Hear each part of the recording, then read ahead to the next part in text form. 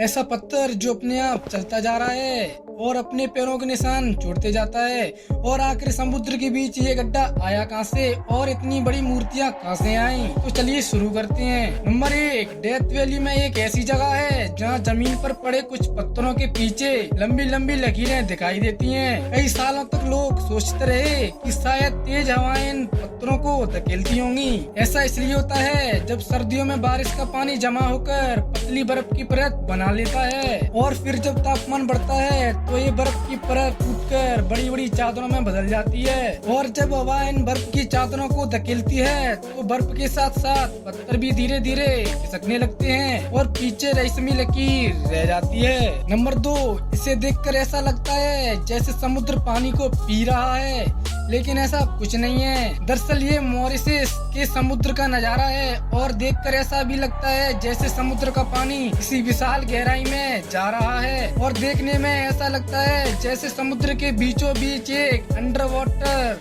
Waterfall बन गया है। लेकिन समुद्र का इतना सारा पानी आखिर जा कहाँ रहा है? दरअसल ये प्रकृति का बनाया हुआ एक ऑप्टिकल इल्यूजन है। ऐसा इसलिए होता है क्योंकि समुद्र के नीचे मौजूद रेत और सेडिमेंट गहरे हिस्से की ओर जमा होती रहती है और ऊपर से देखने पर लगता है जैसे पानी अंदर की ओर जा रहा है। नंबर 3, दुनिया में एक ऐसा आइलैंड है जहाँ इंसानों के बनाए हुए इतने बड़े बड़े पत्थर के स्टेचूज खड़े हैं जिन्हें देखकर आज भी लोग हैरान हो जाते हैं। इस आइलैंड का नाम ईस्टर आइलैंड है और जहाँ मौजूद इन मूर्तियों को मोई कहा जाता है। हैरान करने वाली बात यह है कि जिस जगह पर ये स्टेचूज बनाए गए थे वहाँ से इन्हें कई किलोमीटर दूर ले जाया गया था और उस समय ना कोई ट्रैक और ना ही कोई मॉडर्न मशीन थी। तो आखिर इतने भारी स्टेचूज को वहाँ तक पहुँचाया कैसे? दरअसल इसे कुछ इस तरह रस्सियों से बांधकर और साथ ही साथ खींचकर ले जाया जाता था और केवल इनका